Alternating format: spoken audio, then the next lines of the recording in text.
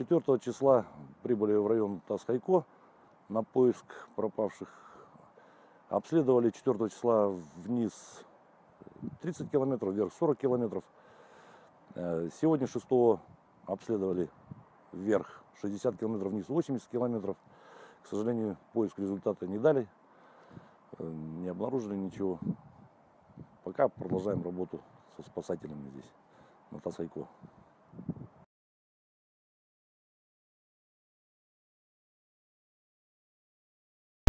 С 4 числа группа ЕПСО из 5 человек приземлилась в районе Тас-Хайко, реки Алекма.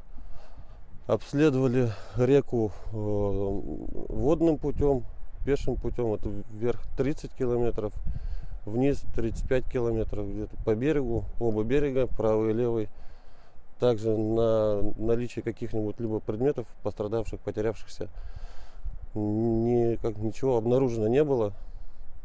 И вертолетом с воздуха просматривали реку, заводи, прилегающие речки.